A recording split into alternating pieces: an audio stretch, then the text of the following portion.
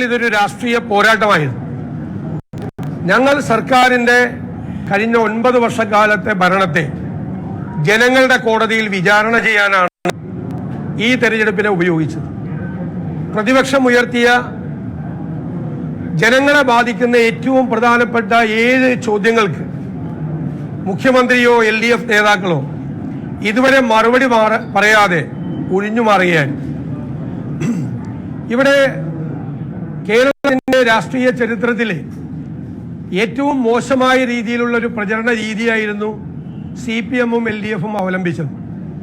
പച്ചവെള്ളത്തിന് തീപിടിപ്പിക്കുന്ന വർഗീയത കേരളത്തിൽ കൊണ്ടുവരാൻ വേണ്ടിയിട്ടാണ് നിലമ്പൂർ ഉപതെരഞ്ഞെടുപ്പിൽ മുഖ്യമന്ത്രിയും ഈ തെരഞ്ഞെടുപ്പിന് നേതൃത്വം കൊടുത്ത LDF-ന്റെ ആളുകളും ശ്രമിച്ചത്. ആ വർഗീയത ഈ നിലമ്പൂരിലെ മണ്ണിൽ വിലപ്പോകില്ല എന്ന് ഞങ്ങൾക്ക് ഉറപ്പുണ്ട്.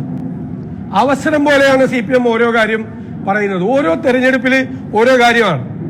പാർലമെന്റ് തെരഞ്ഞെടുപ്പിൽ ന്യൂനപക്ഷ പ്രീണനം നടത്താൻ ശ്രമിച്ചു പരാജയപ്പെട്ടപ്പോൾ പാർലമെന്റ് തെരഞ്ഞെടുപ്പിന് ശേഷം ഭൂരിപക്ഷ പ്രീണനവുമായി ഡൽഹിയിലിരിക്കുന്ന യജമാനന്മാരെ സന്തോഷിപ്പിക്കാനുള്ള സംഘപരിവാർ നരേറ്റീവ് CPM ആവർത്തിക്കുകയായിരുന്നു. പണ്ട് ഓർമ്മയുണ്ട്, ശ്രീ കുഞ്ഞാലി സാഹിബൊക്കെ മന്ത്രിയായിരിക്കുമ്പോൾ പിറം ഉപതെരഞ്ഞെടുപ്പ് വന്നു. പിറം ഉപതെരഞ്ഞെടുപ്പിന് തൊട്ടു മുമ്പ് അന്ന് പാർട്ടി സെക്രട്ടറി ആയിരുന്ന ശ്രീ പിണറായി വിജയൻ പറഞ്ഞത് തിരുകേശത്തെ സംബന്ധിച്ച പ്രവാചകന്റെ ആണെങ്കിലും സാധാരണക്കാരുടെ ആണെങ്കിലും മുടിയും നഖവും ബോഡി വേസ്റ്റ് ആണ് അന്ന് പറഞ്ഞത്. അത് പിറവത്തെ തെരഞ്ഞെടുപ്പിന് തൊട്ടു മുമ്പാണ്. ഇവിടെ പറയില്ല. 2004 ശേഷം മലപ്പുറത്ത് CPM ഒരു സമ്മേളനം നടത്തി. ആ സമ്മേളനത്തിന്റെ പ്രചരണത്തിന് വേണ്ടി വെച്ച ചിത്രങ്ങൾ സദ്ദാം ഹുസൈനെയും യാസർ അറാഫത്തിന്റെയും വെളിയങ്ങോട് കാസി തങ്ങളുടെയും ആലി മുസലിയാരുടെയും CPM-ഉമായിട്ട് ഒരു ബന്ധമുള്ള അത് കൊല്ലത്തെ സമ്മേളനത്തിന് വന്നപ്പോ ശ്രീനാരായണ ഗുരുദേവന്റെ ചിത്രമായി.